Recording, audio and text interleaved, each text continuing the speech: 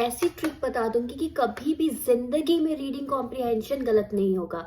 तो नाम तो बेशक इसका रीडिंग कॉम्प्रिहेंशन है, बट कभी भी कॉम्प्रिहेंशन को सबसे पहले रीड मत करो। सबसे पहले सारे क्वेश्चंस आपको रीड करने हैं और जो आपको रफ शीट मिली है ना, उसमें आपको लिख लेना है कि क्या क्वेश्चन आपसे पूछे गए, एग्जैक्टली किस किस चीज के बारे में आपकी बात हो रही है। वो कीवर्ड्स लिख देने हैं, जैसे रिसर्च में हम कीवर्ड्स लिखते हैं ना, वैसे ही आपको कीवर्ड्स लिख देने हैं।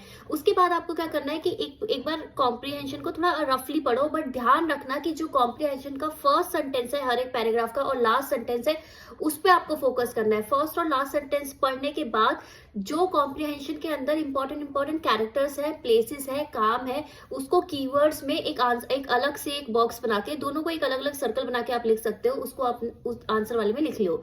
एक बार आपने ये लिख लिया तो उसके बाद आप सोचो कि किस कंटेक्स्ट में आपकी बात हो रही है, क्वेश्चन के कंटेक्स्ट में आप सोचने की कोशिश करो।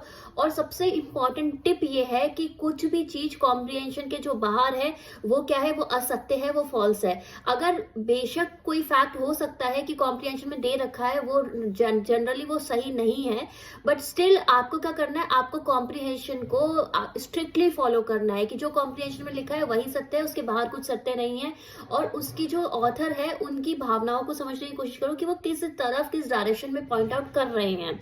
ठीक है, ये सब चीजें करना है। इससे ये फायदा होगा कि अगर आप कीवर्ड्स लिख लोगे तो कभी कभी आपको सिनोनिम्स, एंटोनिम्स या टाइटल दे देंगे तो वो हो जाएगा क्लियर। उसके साथ साथ आपने क्वेश्चन पहले से पढ़ रखा होगा तो आपको पता होगा कि अच्छा इस क्वेश्चन का आंसर इस पैराग्राफ में, तो फटाफट से आप क्वेश्चन में जाके फिर पैराग्राफ को दोबारा उस क्वेश्चन के कंटेक्स्ट में दोबारा पढ़ सकते हो। तो अगर आप ऐसे कॉम्प्रिहेंशन करोगे तो कभी भी कॉम्प्रिहेंशन जिंदगी में गलत नहीं होगा। And for more tips subscribe to discover study with your UGC NET mentor Preeti Bora.